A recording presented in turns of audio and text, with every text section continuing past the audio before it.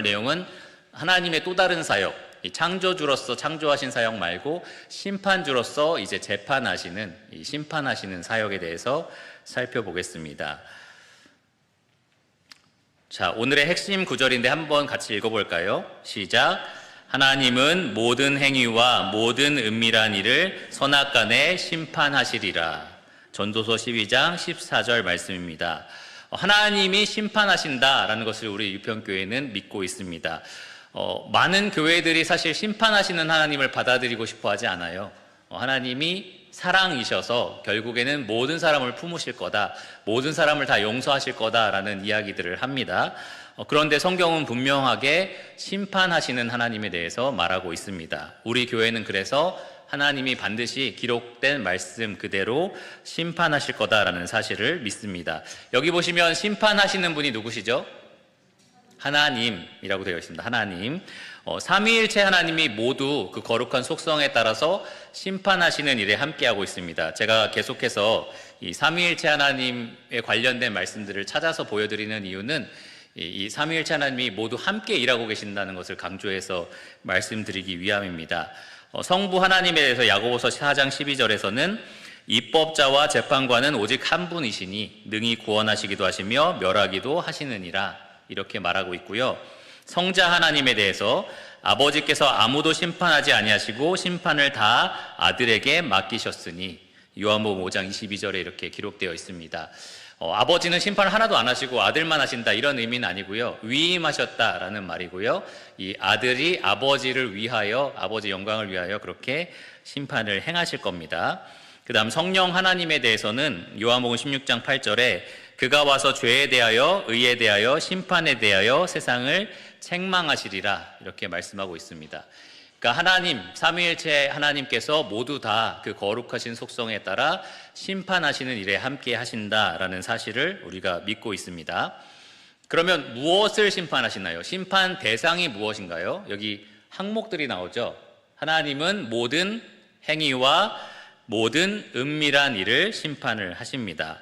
모든 행위, 앞에 있는 모든 행위는 드러나 있는 것들을 말해요. 드러난 말이라든지 드러난 행동들을 말합니다. 그러면 은밀한 일은 무엇일까요? 드러나지 않은 것들을 말하겠죠. 드러나지 않은 나의 마음속의 생각들, 내가 품고 있는 어떤 감정들, 어떤 의지 같은 것들을 우리가 이 드러나지 않은 은밀한 것이라고 말할 수 있을 겁니다.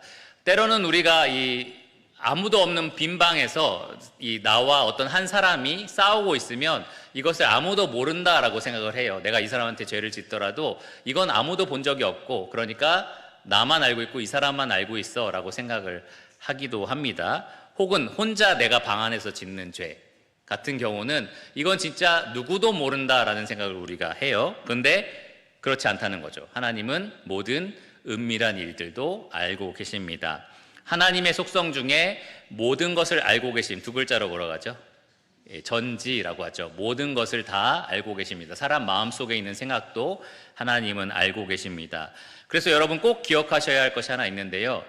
모든 내가 저지르는 죄는 겉으로 드러나든 드러나지 않든 제 1차 목격자이신 하나님 앞에서 범하는 죄다라는 거예요.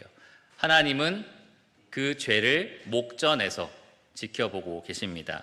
그래서 다윗은 시편 51편 4절에 자기의 죄를 고백하면서 이렇게 고백을 했었어요. 내가 주의 목전에 악을 행하였사오니. 그러니까 여러분이 저지르는 모든 죄, 방에서 혼자 짓는 죄, 마음속으로 짓는 죄도 사실 그 옆에 하나님께서 지켜보고 계시고 모두 다 알고 계신다라는 사실을 기억해야 합니다. 만약에 여러분 혼자 방에서 짓는 죄를 여기 유평교회 그 누구라도 한 명이 옆에 있는다면 지을까요? 짓지 않을까요? 안 짓게 되겠죠. 보통 부끄러워서 그런 일을 하지 않으려고 할 겁니다. 혼자 있다면 쉽게 그렇게 할 수 있지만 누군가가 정말 제3자 누구라도 내 옆에 있다면 그 죄를 짓지 않으려고 할 겁니다. 그만큼 우리가 부끄러워지고 싶지 않은 거죠. 그런데 우리가 아무도 없다라고 생각하면서 은밀하게 짓는 죄들이 있잖아요. 그 말은 곧 하나님이 분명히 옆에 계시지만 내가 그것을 무시하고 그분 눈앞에서 죄를 짓겠다라고 의지적으로 선택을 하는 거다라는 겁니다.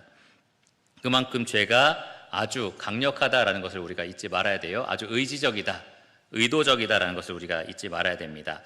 자, 여기 보시면 이 심판의 기준을 우리가 알 수 있습니다. 무엇 간에 심판한다라고 하셨죠? 선, 악 간에 심판하신다라고 말을 하셨습니다.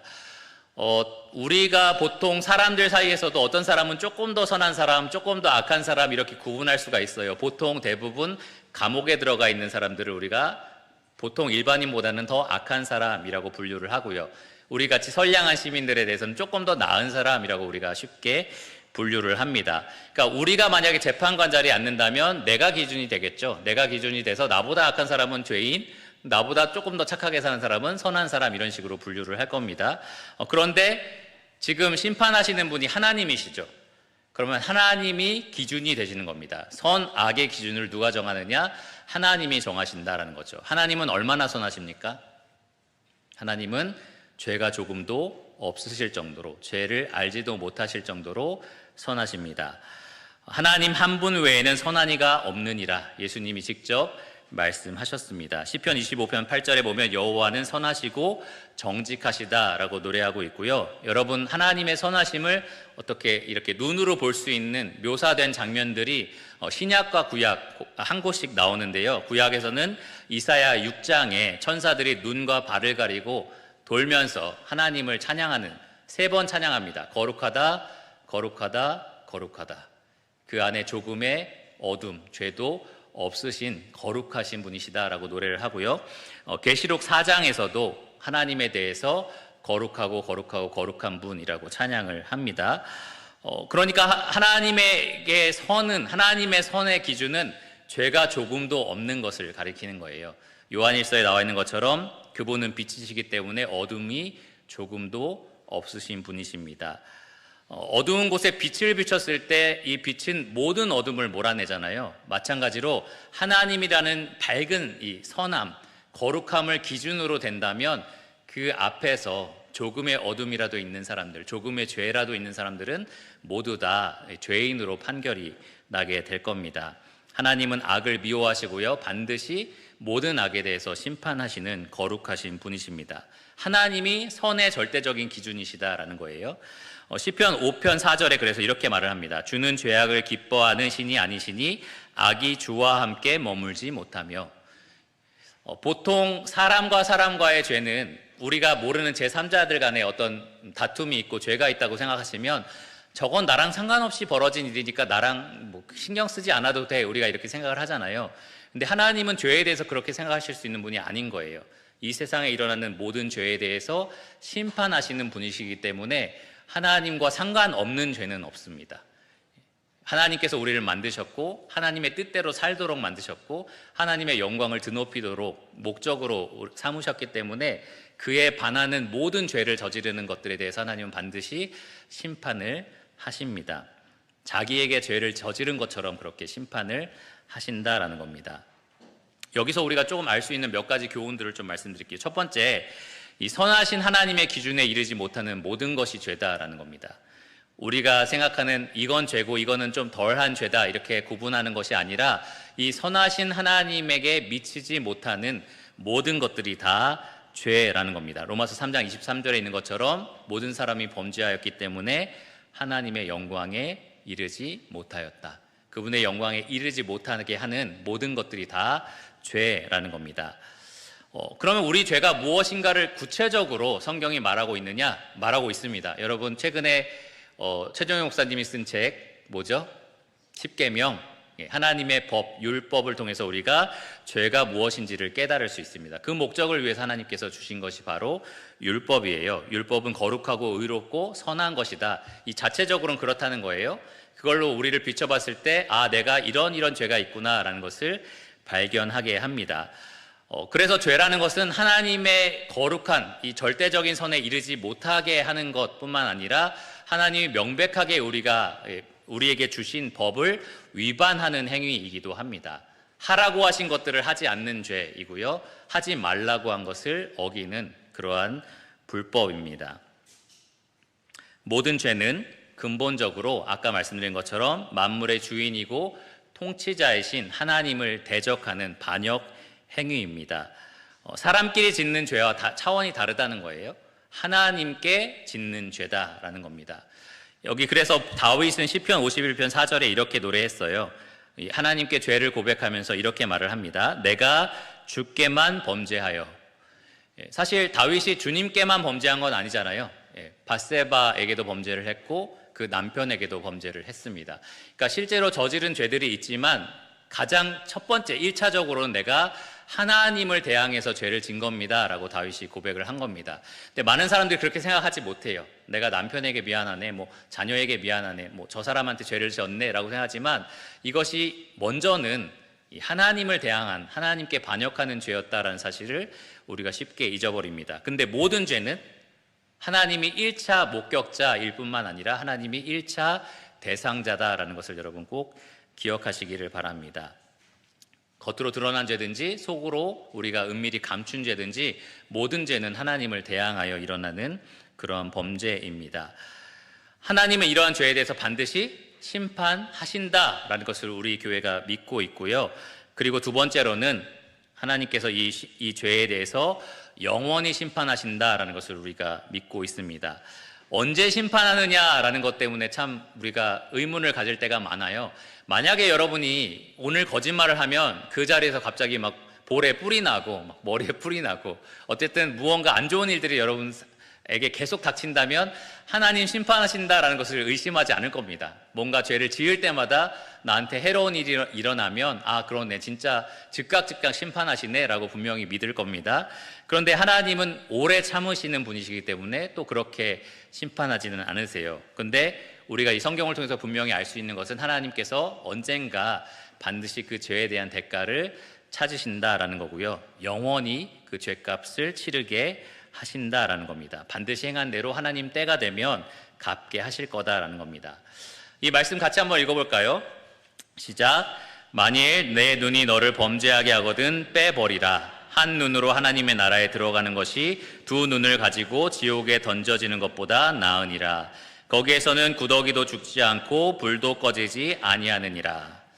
자, 이 말씀이 하나님의 권위가 담겨 있는 참 진리라면 나는 지금 내 눈을 빼야 될 것 같습니다.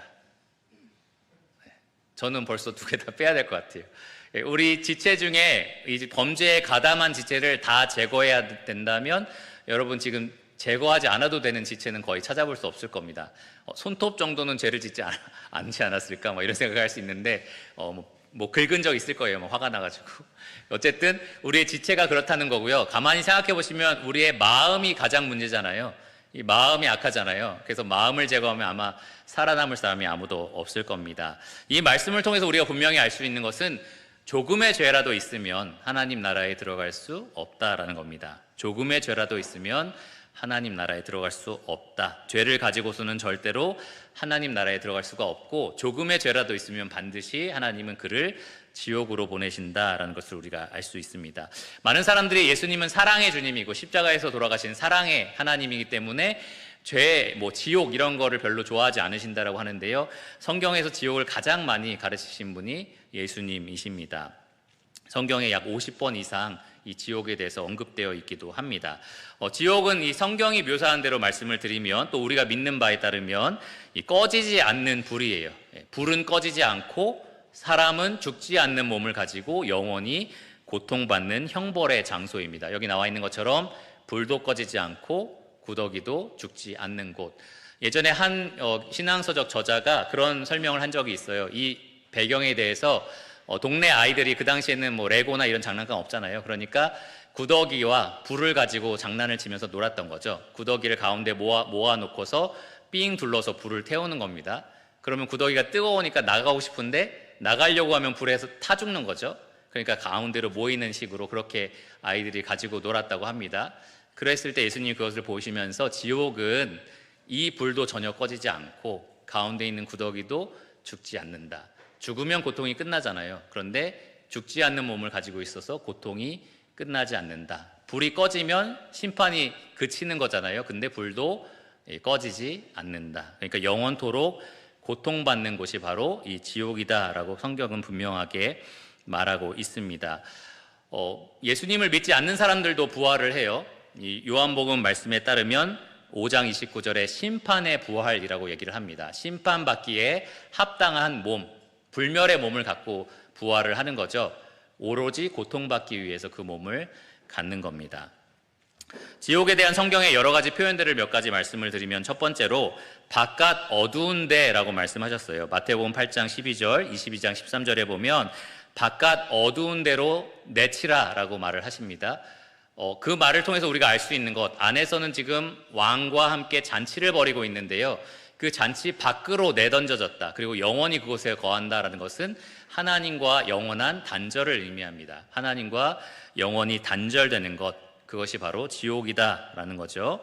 그 다음에 성경은 계시록 20장 10절에 보면 세세토록 밤낮 괴로움을 받으리라 라고 말하고 있습니다. 아까 설명드린 것처럼 지옥은 영원토록 고통이 끝나지 않는 곳이다. 그리고 밤낮 괴로움을 당한다는 것은 하루에 한두 시간 고통받고 나머지는 편하게 지낼 수 있다는 게 아니잖아요. 고통이 지속적이다, 멈추지 않고 계속해서 이어진다는 것을 의미합니다. 마태복음 25장 41절에 보면 마귀와 그 사자들을 위하여 예비된 영원한 불이라고도 하셨어요. 그러니까 이 지옥이 원래는 누구를 위해서 만들어졌다는 거예요? 마귀와 그의 사자들, 함께 타락한 천사들, 귀신들이라고 되어 있는데, 그들을 위해서 원래는 예비된 그런 형벌의 장소라는 겁니다. 근데 왜 사람이 가야 되나요? 사람이, 죄인이 그들 편에 속하기를 결정했기 때문입니다. 하나님 나라에 들어가기보다는 이 마귀 편에 서기를 결정했기 때문입니다. 그래서 하나님 왜 어떻게 사람들을 지옥에 보낼 수 있어? 많은 사람들이 그렇게 얘기하는데요, 이 땅에 사는 동안 나는 하나님 편에 절대로 속하지 않고 마귀 편에 속하겠습니다 라고 선언하는 사람들이 그 선택의 결과를 맛보는 것 뿐이에요. 영원히 하나님과 함께 있는 것이 아니라 자기가 이 택한 편, 그 편들과 함께 거하는 곳이 바로 지옥이다라는 겁니다. 그 다음 마지막으로 마태복음 22장 13절에 보면 이 지옥에 대해서 슬피 울며 이를 갈리라 라고 표현을 하셨습니다.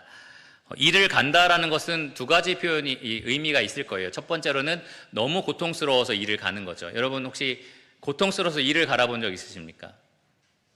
저도 한두 번 있었던 것 같은데, 너무 고통스러우면 이를 이렇게 빠득빠득 갈게 됩니다.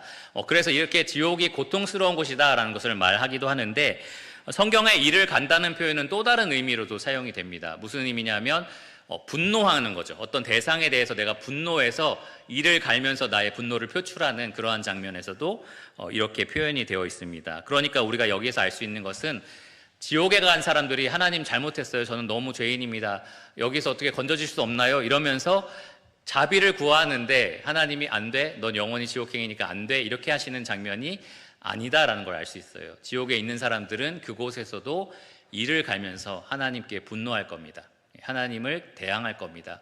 계속해서 그 편에 속하기를, 이 마귀 편에 속하기를 선택할 거다라는 겁니다. 그게 참 비극적이다라는 생각이 들어요. 회개하지 않는다는 거죠. 자기의 잘못을 끝까지 영원히 깨닫지 못하는 그러한 상태에 빠지게 된다라는 겁니다.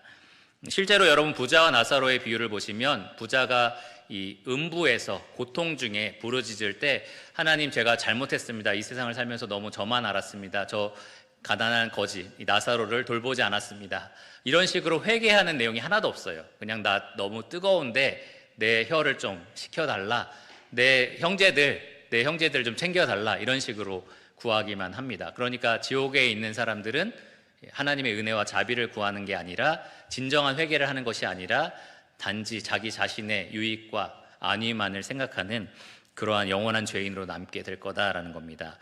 이것이 우리가 믿고 있는 하나님의 심판과 그리고 지옥, 영원한 형벌에 대한 교리입니다.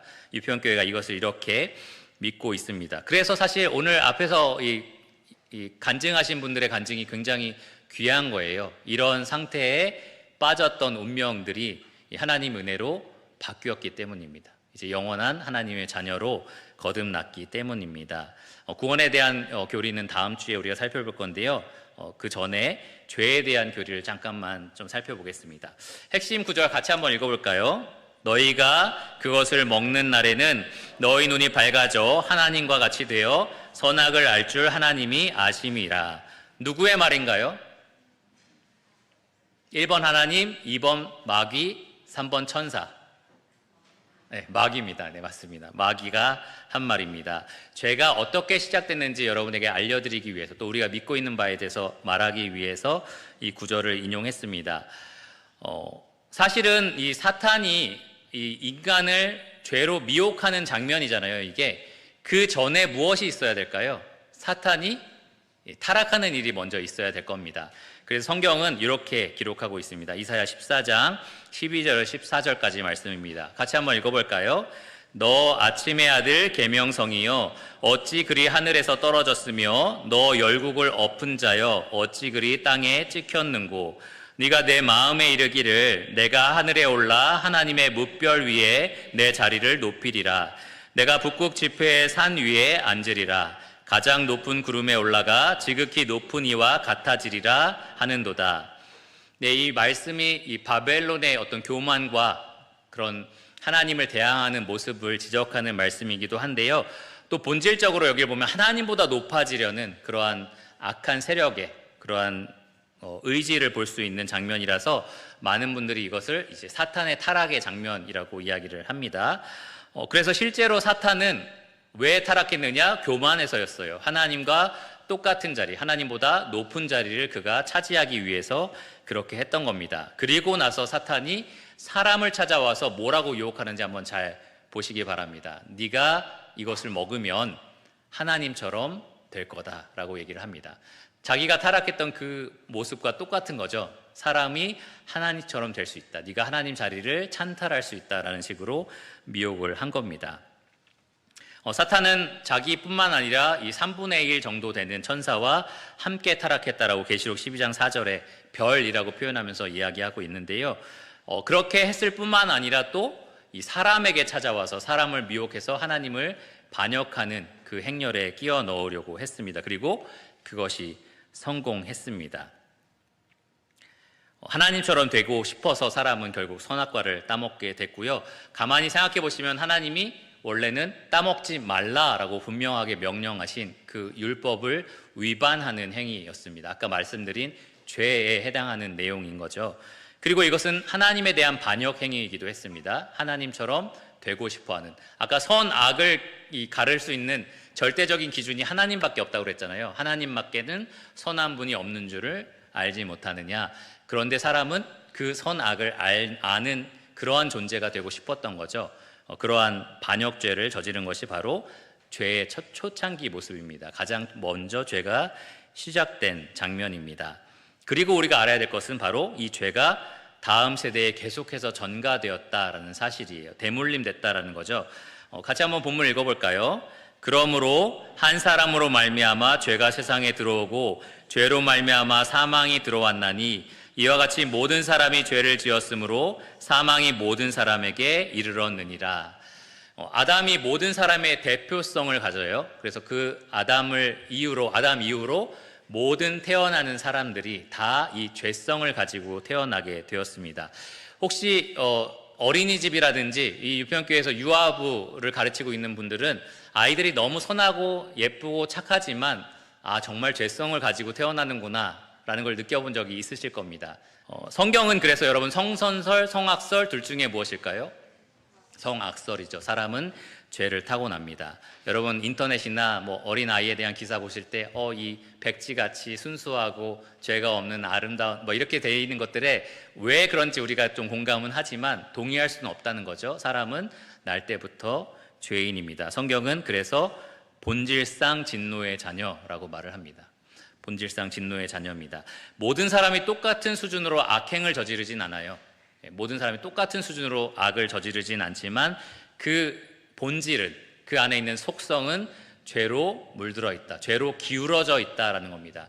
자유의지를 가졌지만 마음껏 선을 택할 수 있는 의지가 아닌 거예요. 죄로 기울어져서 가만히 놔두면 죄를 선택할 수밖에 없는 고장난 그러한 상태다, 부패하고 타락한 상태다라는 것을 말씀을 드리는 겁니다. 좀 억울할 수 있어요. 이 전가에 대한 이야기를 하면 아담은 죄가 없는 상태에서 자기가 선택한 거지만 우리는 날 때부터 이렇게 죄성을 가지고 태어났는데 너무 억울해요, 이렇게 말하는 사람이 있을 수 있습니다. 물론 우리가 죄가 없는 그런 본성을 가진 상태가 될 수는 없어요. 아담처럼 될 수는 없습니다. 하지만 아담이 대표가 되어서 죄가 전가된 것처럼 예수님이 대표가 되어서 의가 우리에게 전가되었다라는 말씀이 성경에 기록되어 있습니다. 한 분 예수 그리스도의 의로운 행위로 우리 모두가 의롭게 되었다. 그래서 생명에 이르렀다라고 로마서 5장 18절에 말하고 있습니다. 그러니까 이 본질상 진노의 자녀들이 선택할 수 있는 또 다른 길이 있다라는 거예요. 우리가 의로운 자녀가 될 수 있는 은혜의 길을 하나님께서 여셨기 때문에 그 누구도 억울하다라는 이유로 하나님께 핑계댈 수 없다는 거죠. 나는 이렇게 태어나서 이렇게 살기로 결심한 건데 이거는 하나님 탓입니다라고 말할 수가 없다라는 겁니다. 마지막 세 번째로 이 죄가 전가되어서 타락이 임하게 되었다라는 거예요. 같이 한번 읽어볼까요? 의인은 없나니 하나도 없으며 깨닫는 자도 없고 하나님을 찾는 자도 없고 다 치우쳐 함께 무익하게 되고 선을 행하는 자는 없나니 하나도 없도다. 로마서 3장 10절에서 12절 말씀입니다. 전적 타락이라고 보통 부르는데요. 첫 번째로는 모든 사람이 타락했다는 거예요. 한 사람도 예외 없이 모든 사람이 이 죄성을 가지고 태어났고요. 그리고 죄를 지으면서 살아갑니다. 그리고 그 죄에 대한 결과를 맛보게 됩니다. 또한 전적 타락이 의미하는 것은 한 사람을 두고 봤을 때 그 사람의 모든 영역이 다 부패했다라는 거예요. 단지 생각만 잘못됐다는 게 아니고요.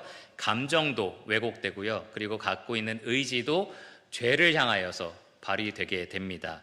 모든 인간의 영역들이 다 죄로 인해서 고장나고 그리고 어그러지고 부패하게 되었다라는 겁니다. 여기 말씀해 보시면 지식, 깨닫지 못한다라고 되어 있고요. 의지, 하나님을 찾지 않는다라고 되어 있습니다. 그리고 행위, 선을 행하지 않는다라고 되어 있습니다. 사람이 가지고 있는 모든 것들이 다 망가지게 되었다라는 겁니다.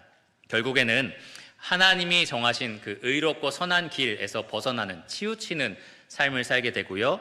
전도서 기자가 이 솔로몬이 얘기했던 것처럼 헛되고 헛된 삶, 해 아래서 아무것도 유익이 없고 가치가 없는, 그래서 영원한 심판의 대상이 되는 그러한 인생을 살게 되었습니다. 이것이 죄의 결과입니다. 타락, 그리고 그에 따른 심판이 임하게 되었습니다. 믿지 않는 사람들도 착하게 살 수 있어요. 제 주변에 있는 믿지 않는 사람들 중에서도 정말 착하다 이렇게 말할 수 있는 사람들이 있습니다. 그런데 우리가 생각해 봐야 될 것은 그 사람이 하나님의 영광을 위해서 선한 일을 하느냐라는 거죠. 정말 하나님을 기쁘시게 하고 하나님의 영광을 구하기 위해서 그런 일들을 하느냐라는 겁니다. 그리고 더 중요한 것은 그의 본성이, 이 악한 본성이 해결되었냐, 변화되었냐라는 것이 결국에는 문제입니다. 우리가 아무리 절제하고 막 자신을 쳐서 복종시켜서 굉장히 착하게 보이는 삶을 산다 할지라도 안에 고장나 있는 이 영혼의 부패함을 우리가 해결하지 않으면 하나님 앞에 섰을 때에 영원한 심판에 이르게 될 수 있다라는 겁니다. 그래서 어거스틴이라는 사람은 이런 말을 했어요. 우리는 죄를 짓지 않을 수 없는 상태다. 아무리 노력을 해도 죄를 지을 수밖에 없는 그러한 상태가 되었다라는 겁니다. 전 인격적으로 아주 심각한 손상을 입게 되었다는 거예요. 예를 들어서 여러분 암 환자도 그 몸을 가지고 여러 가지 이 건강한 사람들이 하는 일들을 다 할 수는 있습니다. 그런데 그 안에 이 암 조직이 있다라는 것, 암세포가 있다는 것 때문에 그 사람이 결국에는 서서히 죽어간다라는 것을 우리가 알 수 있는 거죠. 마찬가지로 우리가 죄성을 가지고 있다라는 것, 전적으로 타락했다는 것은 겉으로 볼 때 선한 일, 착한 일을 어느 정도 할 수는 있더라도 사실은 그렇게 죽을 수밖에 없는 그런 운명을 가지고 있다라는 것을 의미합니다. 우리 유평교회가 믿고 있는 심판과 죄에 대한 교리가 이와 같고요. 그러면 마지막으로 이 교리를 어떻게 삶에 적용할지 두 가지만 말씀드리고 마치겠습니다. 첫 번째로 같이 읽어볼까요? 상한 심령을 가지라입니다. 참된 회개를 하라라는 거예요. 여러분, 성경은 절대로 죄를 가볍게 여겨도 좋다라고 말한 적이 없습니다.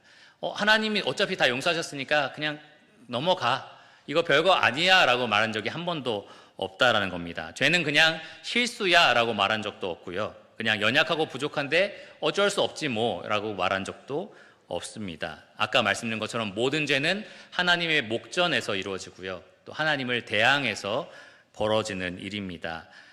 지난번에 제가 말씀드린 것처럼 하나님이 우리의 창조주시고 아버지시기 때문에 그렇다는 말은 우리의 모든 죄가 반역죄이고 또 패륜적인 행위다라는 것을 의미합니다. 특별히 이 그리스도인들은 우리 죄값을 치르기 위해서 하나님이 어떤 대가를 치르셨는지 다 알고 있는 사람들이에요. 아까 간증하신 분들이 말했잖아요. 이 벌레 같은 나를 위해서 그런 가치를 치르셨다니 눈물이 막 흘렀다고 얘기를 했습니다. 그렇게 눈물나게 감사하고 고마운, 그리고 영원히 감사할 수 있는 그러한 은혜를 우리가 입었습니다. 그런데 우리가 그분이 십자가에 달려 돌아가실 수밖에 없게 만든 그 죄를 그분 눈앞에서 또 선택을 하게 된다라는 거죠. 그러니까 죄를 절대로 가볍게 여길 수가 없다라는 겁니다. 그 죄는 항상 무겁습니다. 항상 그 죄에 대해서 우리가 상한 심령을 가져야 됩니다. 통회하는 마음을 가져야 됩니다. 시편 51편에 보면 이것이 하나님이 진정으로 바라시는 제사라고 말하고 있습니다. 여러분, 죄를 졌을 때는 그냥 쉽게 넘어가고 그냥 뭐 어차피 용서해 줬으니까 이런 게 아니고요. 상한 심령을 가지고 통회하는 마음을 가지고 하나님께 가져가시기 바랍니다. 세 가지로 구체적으로 이렇게 얘기할게요. 첫 번째로는 자백하셔야 됩니다. 자백. 핑계대거나 책임 전가하지 않고 죄를 고백하는 겁니다. 하나님, 잘못했습니다. 제가 잘못은 했지만 사실 남편이 이렇게 해서 잘못한 겁니다. 이거 핑계대는 거죠. 책임 전가하는 거예요. 하나님, 잘못했지만 제가 태어난 배경, 저희 가족사를 생각해 보십시오. 이건 제가 어쩔 수 없이 이렇게 자라서 이런 선택을 한 겁니다. 이런 식으로 책임 전가를 할 수도 있습니다. 그렇게 하지 않는 거예요. 요즘 인터넷에 여러 가지 문제들이 떠들썩하게 나올 때 사과문들을 올리는데 사과문 내용이 다 책임 전가 내지는 그런 내용들이 되게 많습니다. 제가 이럴 수밖에 없었고 이건 아니었고 이러면서 이게 자백이라고 얘기를 하는 거예요. 근데 자백은 그런 게 아닙니다. 자백은 진짜 순수하게 내가 잘못한 것들에 대해서 고백을 하는 거예요. 이것이 진짜 잘못입니다라고 하나님께 고백을 하는 겁니다. 축소하거나 왜곡하지 않고 하나님께 죄의 실상을 낱낱이 고백하는 것이 진짜 자백입니다. 이런 자백을 우리가 발견하기 힘든 세상에 살고 있어요. 사람들 사이에서도 그렇고 하나님께도 그렇습니다. 여러분, 하나님 앞에 나가서 정말로 진솔하게 여러분의 죄를 내려놓으시기 바랍니다. 두 번째로는 사죄입니다. 사죄가 무엇이냐? 하나님 용서해 주세요 라고 구하는 겁니다. 하나님, 나의 죄로 말미암아 하나님이 근심하시고 하나님이 얼마나 불명예스러워 주셨는지 제가 압니다. 그것에 대해서 정말 죄송합니다. 저를 용서해 주십시오 라고 구하는 것이 사죄입니다. 요즘에는 많이 이 자백도 흔치 않지만 사죄도 잘 안 해요. 그냥 죄송합니다, 유감입니다 이렇게 얘기하지 용서해 달라고 자기를 낮춰서 구하는 그러한 것들이 별로 없습니다. 우리는 하나님께 진정으로 자백하고 사죄를 해야 합니다. 그리고 마지막으로는 회개입니다. 회개. 마음에서 자백과 사죄를 했다면 이제는 삶의 변화를 통해서 회개를 하는 겁니다. 죄를 벗어버리고 선을 입는 과정을 통해서 내가 진짜 이 죄를 뉘우치고 있다는 것을 보여주는 겁니다. 만약에 내가 성적인 죄를 계속 짓고 있다면 그것에서 돌이킬 뿐만 아니라 거룩한 삶을 추구하는 것까지 나아가는 것, 그것이 참된 회개고요. 이러한 회개를 하나님께 하는 것이 정말 필요합니다. 우리 죄가 얼마나 정말 막중한지, 하나님께 얼마나 큰 의미가 되는지를 생각한다면 우리가 반드시 이렇게 상한 심령을 가지고 자백하고 사죄하고 그리고 회개해야 합니다. 두 번째로는 영적 전투에 대한 내용인데요. 같이 한번 읽어볼까요? 피 흘리기까지 싸우라. 싸우셔야 합니다. 피 흘리기까지 죄와 싸우셔야 합니다. 성경은 죄랑 끝까지 싸워라 라고 항상 우리에게 권면합니다. 우리 신자의 삶을 죄와의 싸움, 씨름이라고도 얘기를 하고요. 이 씨름과 전쟁에는 휴전이 없습니다. 잠깐 너무 지쳤어, 이제 조금 방심하고 있어야지, 조금 자유롭게 있어야지, 이게 없다는 거죠. 이 휴전이 없는 전쟁이고요.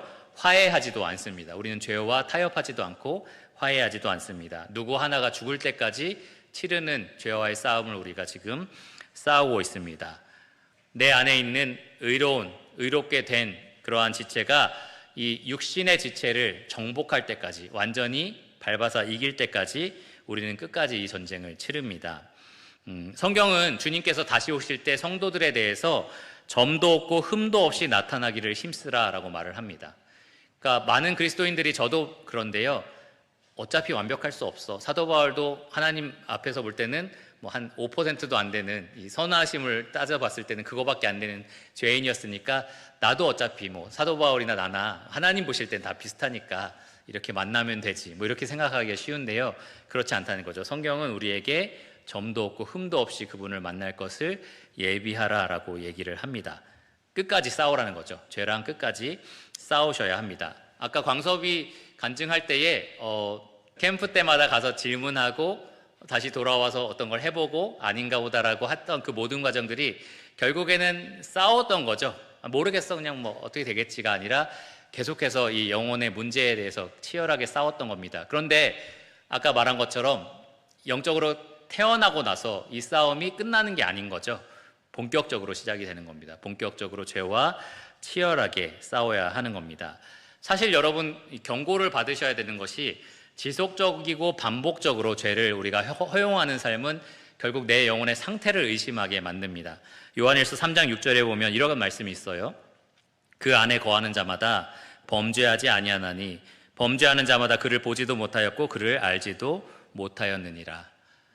이 말씀에 안 찔릴 사람 아무도 없습니다. 나는 죄를 짓는데 라는 생각이 들 거예요. 이게 죄를 지으니까 너는 그럼 그분을 알지도 못하고 보지도 못하는 사람이야 라고 말하는 게 아니고요, 그런 게 당연하다라는 겁니다. 그리스도인은 죄를 짓지 않기 위해서 치열하게 싸우는 것이 당연하다라는 거죠. 그러니까 여러분, 무기를 손에 계속 들고 계시고 계속 경계하시면서 싸우시기를 바랍니다. 여러분 주변에 있는 사람, 특별히 배우자라든지 자녀들에게 한번 물어보세요. 부모님에게 물어봐도 좋고요. 최근에 내가 자주 범하는 죄가 무엇이냐 라고 한번 물어보시기 바랍니다. 요즘 짜증을 많이 내고 있다, 계속 불평불만이다, 뭐 이런 얘기를 할 수 있겠죠. 그런 것들을 한번 물어보시고 그 다음에 하나님께 그 죄를 이기게 해달라라고 간절히 기도하시기를 바랍니다. 여러분 주변에 나의 이 싸우고 있는 죄에 대해서 나눌 수 있을 만한, 신뢰할 수 있을 만한 사람에게 나눠서요, 계속해서 나를 점검해 줄 수 있도록, 너 요즘에도 계속 그 죄랑 싸우고 있니? 뭐 어떻게 하고 있니? 라고 물어볼 수 있도록 그렇게 신뢰하는 사람들에게 이야기하고 같이 기도해 보시기를 바랍니다. 관련된 말씀 구절을 읽으셔도 좋고요, 또 관련된 신앙서적을 찾아서 읽는 것도 좋습니다. 그리고 반드시 넘어지게 돼 있거든요. 우리가 연약해서 넘어지게 돼 있습니다. 그럴 때에 다시 일어나서 싸우시기 바랍니다. 어차피 노력해봤지만 안 돼, 그러니까 어쩔 수 없지, 이렇게 사는 게 아니라는 거죠. 다시 일어나서 싸우시기를 바랍니다. 계속해서 그렇게 싸우는 삶이 바로 그리스도인의 삶입니다. 여러분, 죄에 대해서 상한 심령을 가지시고요, 그리고 이 죄를 피 흘리기까지 싸우는 그러한 삶을 살아가시기 바랍니다.